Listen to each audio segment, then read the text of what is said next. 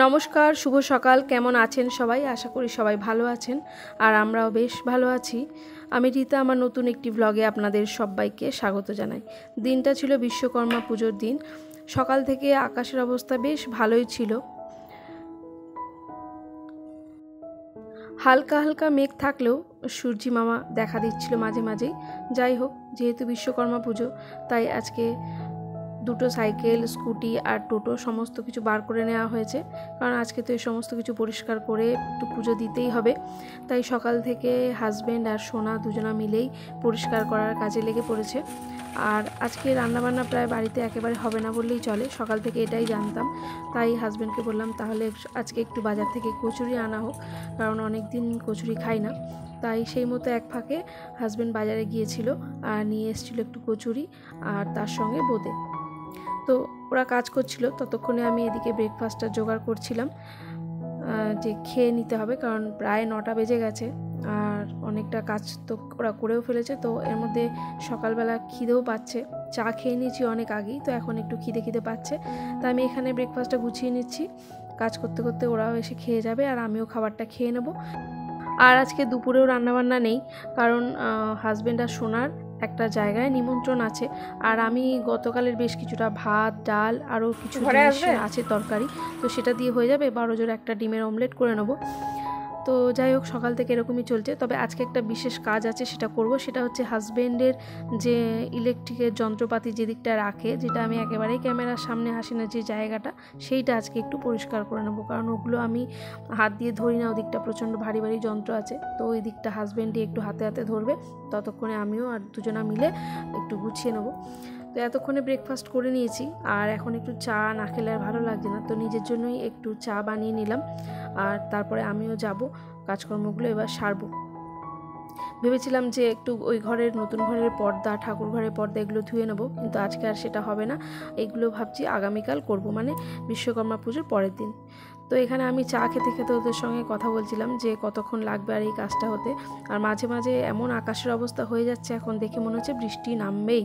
এমনটা সকালে যেমনটা ছিল তেমনটা কিন্তু এখন আর নেই। তো যাই হোক, ওদের এতক্ষণ ধরে গাড়ি ভিজিয়ে রেখেছিল, আর এবার ওই শ্যাম্পু দিয়ে গাড়িটা একেবারে পরিষ্কার করে নিচ্ছে, যাতে চকচক করে। তো ওই দিকের কাজ মোটামুটি হয়ে গেছে। তারপরে হাজব্যান্ড এসে এখানে হাতে হাতে অনেকটাই কাজ করেছে। তো আমি এসে এইবার যেগুলো ঝুল আছে, তো ঝুলগুলো এখন একটু ঝেড়ে নিচ্ছি। তারপরে এদিকের আরও কিছু জিনিস আছে, প্রচুর জিনিস এই জায়গাটার মধ্যে, মানে জায়গাটা ইলেকট্রিকের মালপত্র দিয়ে না, জিনিসপত্র দিয়ে একদম ভর্তি হয়ে থাকে। তো এদিকে আমি একেবারে আসতেই পারি না। তো হাজব্যান্ড বেশ কিছুটা এসে জায়গাটা পরিষ্কার করে দিয়েছে। তারপরে আমি এসে, এখানে কি হয়েছে, যেহেতু এই বারান্দাটা পুরো একদম মালপত্রে বোঝাই থাকে, তো সেই কারণে এদিকটা ঝাঁটপাট দেওয়া যায় না, পরিষ্কার পরিচ্ছন্নও করা যায় না সব সময়। আর এরই মধ্যে কী হয়েছে, এই মেঝেটা তো খুবই খারাপ অবস্থা, অনেক পুরনো এই মেঝেটা। তো এখন পিঁপড়ে কী করে, ফাটল দিয়ে উঠে প্রচুর মাটি তোলে, এত মাটি তুলেছে। তার মধ্যে এই বারান্দাটা হচ্ছে টালি দেয়া, বৃষ্টিতে প্রচুর জলও পড়েছে। তো এই মাটি, পিঁপড়ে যে মাটি তুলেছে, সেই মাটি এখানে প্রায় একদম মেঝেতে আটকে গেছে। তো সেটাকেই এখন ভালো করে ঝাড় দিয়ে পরিষ্কার করে নিচ্ছি। তারপরে এদিকটা পরিষ্কার হলে আমার এই পেছন দিকে যে ড্রামগুলো দেখতে পাচ্ছেন বড় বড়, এগুলোও সরিয়ে নড়িয়ে পরিষ্কার করে নেবো। ওখানেও প্রচুর পিঁপড়েতে মাটি তুলেছে, আর পিঁপড়ে এখনও রয়েছে। এগুলো পরিষ্কার করতে গিয়ে যে কতবার হাতে পায়ে কামড়ে দিচ্ছে পিঁপড়েতে, প্রচণ্ড জ্বালাও করছে, মাঝে মাঝে কেরোসিন তেল দিতে হচ্ছে। যাই হোক, এদিকটা হয়ে গেছে, মাটিগুলো ফেলে দিয়েছি এক সাইডে। আর এবার এখানে যত জিনিস আছে এগুলো একটু সরিয়ে নড়িয়ে নিচ্ছি। তারপরে এই দিকটাও ঝাঁটপাট দিয়ে পরিষ্কার পরিচ্ছন্ন করে নেব। কত যে জিনিস, এখানে পা রাখার জায়গা পর্যন্ত নেই, জানেন। তো এই যে পরিষ্কার করা হচ্ছে, এটা বেশি দিন থাকবে না, এরকম ওই 2-4 দিন থাকবে পরিষ্কার পরিচ্ছন্ন বা হাঁটাচলা করার মতন। তারপরে আবার ওই কাজ করে ক্লান্ত হয়ে যখন ফিরবে, তখন আর কোনো জিনিস গোছানো হবে না। ওই যেমনটা ফেলে রাখবে, তেমনি 2-4 দিন থাকতে থাকতে আবার সেই যেমন তেমন হয়ে যায়। তবু যাই হোক, ওই 6 মাসে 9 মাসে বা বলতে পারেন 2-4 মাস বাদে বাদে হয়তো পরিষ্কার করা হয়। এইবার এই যে এই জায়গাটা ফ্রিজের একেবারে পাশে, এখানটাও পিঁপড়েতে মাটি তুলে প্রচুর ঢিবি করে দিয়েছে একেবারে। তো বেশ কিছুটা মাটি সরিয়েছি। এখন এই ফ্রিজটাও এখন অফ করে দিয়ে, তারপরে এই যে এখানে আমাদের একটা ছোট্ট ইনভার্টার আছে, ব্যাটারি আছে, এগুলো হাজব্যান্ড সরিয়ে দিয়েছে ওই পাশটাতে। তারপরে আমি এই জানালাটা একেবারেই খোলা হয় না, কারণ এর কাঠটাও নষ্ট হয়ে গেছে রুই ধরে, তো সেই কারণে আর খুলি না। আর ওরও অনেক কাজের জিনিসপত্র থাকে, তাই আর একেবারে খোলা হয় না। তো এখানেও প্রচুর ঝুল ছিল, তারপরে নোংরাও হয়ে রয়েছে। তো এখানটা এবার পরিষ্কার করে নিয়ে এখন একটু একটা ভিজে কাপড় দিয়ে ভালো করে মুছে নিচ্ছি। তো মুছে নেওয়ার এইসব কাজগুলো করতে করতে প্রচুর খিদে পেয়ে গেছে। তো আজকে আমাদের বিকেলবেলাও মানে রাতের দিকে নিমন্ত্রণ আছে আমাদের ঠিক পেছনে এক বাড়িতে। তো সেখান থেকে প্রসাদ দিয়েছে, বিশ্বকর্মা পুজোর প্রসাদ। তো ভাবছি একটুখানি খেয়ে একটু জল খাই, তাহলে সে কখন কচুরি খেয়েছি আর এই সমস্ত কাজ করতে করতে বেলা অনেক হয়ে গেছে, প্রায় 1টা-1.5টা বাজে। তো হাজব্যান্ড ওই সব কাজ করে তারপরে স্নান টান করে যাবে নিমন্ত্রণ বাড়িতে। আর এদিকে বৃষ্টি হচ্ছে মাঝে মাঝে, ওইটা আর ক্যামেরায় আপনাদের দেখাতে পারিনি। তো একটুখানি খিদেটা চাপা দিয়ে আবার চলে আসলাম, এখন মুছে নেওয়ার পালা। তো একটা বালতিতে জল নিয়েছি, জল নিয়ে আগে একবার ভালো করে মুছে নিচ্ছি, কারণ প্রচুর কাদাগোলা জল বেরিয়েছে। তারপরে আবারও একবার মুছেছি, তবে সমস্তটা আর ক্যামেরায় ক্যাপচার করিনি। তো এই যে বসে বসে আর মুছতে পারছিলাম না। আর এই সমস্ত কাজগুলো এখন করতে গেলে না প্রচণ্ড হাতে পায়ে যন্ত্রণা করে, তো অনেকটা সময় লেগেছে ওটা পরিষ্কার করতে। তারপরে এই যে স্নান সেরে চলে এসেছি, আর পুজো দেওয়া হয়নি এখনও। তো এখন স্নান সেরে নিয়ে ঠাকুর ঘরে পুজো দিতে যাব। তো এই যে একটু সিঁদুর পরে নিচ্ছি, আর আজকে মাথাটাও শ্যাম্পু করে নিয়েছি, কারণ এই সমস্ত কাজ করতে গিয়ে মাথাটাতেও প্রচুর নোংরা হয়ে গেছে, ধুলো টুলো পড়েছে। তো সেই জন্য মাথাটা ধুয়ে নিলাম। আর কি প্রচণ্ড পরিমাণে বৃষ্টি চলে এসেছে দেখুন।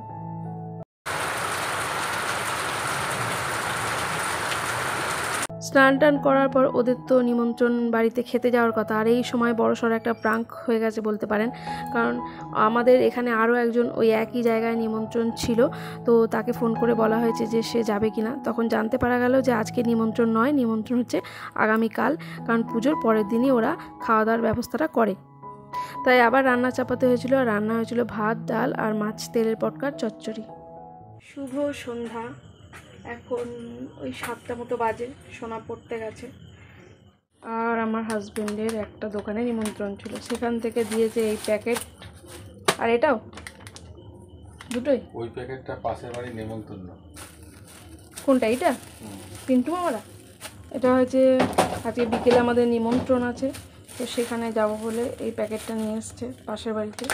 আর এইটা হচ্ছে যে দোকানে নিমন্ত্রণ ছিল সেই দোকান থেকে এই সোনপাপড়ি প্যাকেটটা দিয়েছে। আর এটা আমাদের চা খাওয়ার জন্য দুধ। তাহলে চাটা বানাই নাকি? বানাবো, তার আগে ভাবলাম যে এক পিস সোনপাপড়ি খেয়ে দেখি। তো এই যে এখান থেকে একটা সোনপাপড়ি নিয়ে নিলাম। তো তারপরে এবার দুধটা জাল দিয়ে নেবো, আর তারপরে চাটাও বানিয়ে নেবো। তো এই যে দুধের প্যাকেটটা এখন কেটে নিচ্ছি, দুধটা একটু গরম করে রাখবো, কারণ দুধটা যদি গরম করে না রাখি তাহলে ওই কেটেই যায় বেশিরভাগ। এখনকার দুধ তো বেশিরভাগ যদি ফ্রিজেও রাখি তাও যেন সেই দেখা যায় পরে কেটে নষ্ট হয়ে গেছে। তাই ঝটপট আমি যখন এটা তখন আনলে পরেই আগে ফুটিয়ে নিয়ে এটাকে। তো একদিকে দুধ বসিয়ে দিলাম, আর একদিকে 2 কাপ চা এখানে বসিয়ে দেবো। আর সোনা তো এই সময় পড়তে গেছে, ওকে হরলিক্স দিয়ে দিয়েছিলাম, হরলিক্স খেয়ে ও পড়তে চলে গেছে। আর এখানে আমাদের দুজনের জন্য 2 কাপ চাও বানিয়ে নিয়েছি। তো চা খেয়ে নিয়ে তারপরে এবার সোনা আসার পর্যন্ত অপেক্ষা করব, ওর বাবা ওকে আনতে যাবে। তো ও আসলে পরে তারপরে আমরা ওই যে বাড়িতে আজকে পুজো হয়েছে আমাদের পাশের বাড়ি, সেখানে যাব। রাতের খাওয়া দাওয়া ওখানেই হবে। তো চলুন, আপনাদের সঙ্গে গল্প করতে করতে চা হয়ে গেছে। এখন প্রায় 9টার কাছাকাছি বাজে। তো আমি ড্রেস পরে রেডি হয়ে গেছি।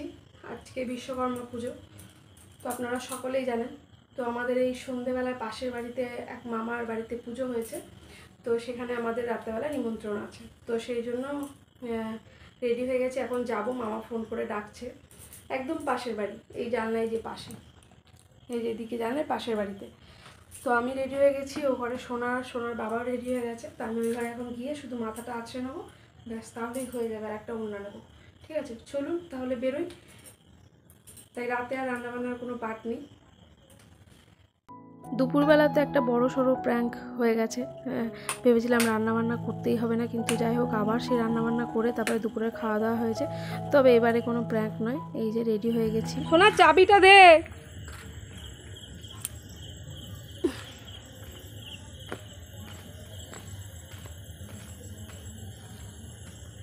চারিদিকে অন্ধকার,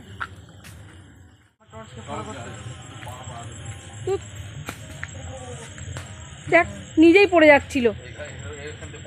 কেন, একটু ঘুরে গেলে কি হয়? বাগানের মধ্যে দিয়ে নিয়ে যাচ্ছে। আরে চলো, দাঁড়াবে না। আমার হাত না ধরলে আমি উঠতে পারবো না।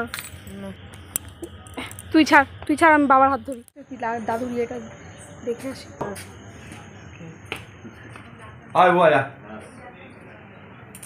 কি সুন্দর হয়েছে ঠাকুরটা, ছোট্ট কিন্তু খুব সুন্দর। আমি এলাম জানি ওই যে কত বছর ঠাকুর, কি দারুণ হয়েছে।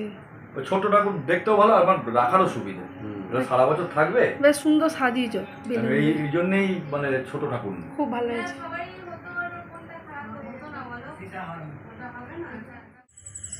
এখান থেকে বেশ ইয়ে লাগছে।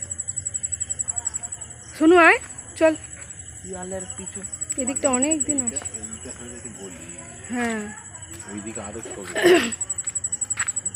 সবাই যে যেমন পাঁচিল দিয়ে নিয়েছে। হ্যাঁ এই গলিটা একদম শুরু হয়ে গেছে, এখান থেকে যাতায়াত করা খুব অসুবিধা। ওরা ওই জায়গাটা বিক্রি করতে আমাদের খাওয়া দাওয়া হয়ে গেছে। আজকে মেনুতে ছিল লুচি, আলুর দম, একটা ডাল আর সঙ্গে বোঁদে, লাড্ডু। তো এবার বাড়ি ফিরছি, চলুন ব্লগটা তাহলে এই পর্যন্তই রাখলাম। সকলে ভালো থাকবেন, আবারও দেখা হবে।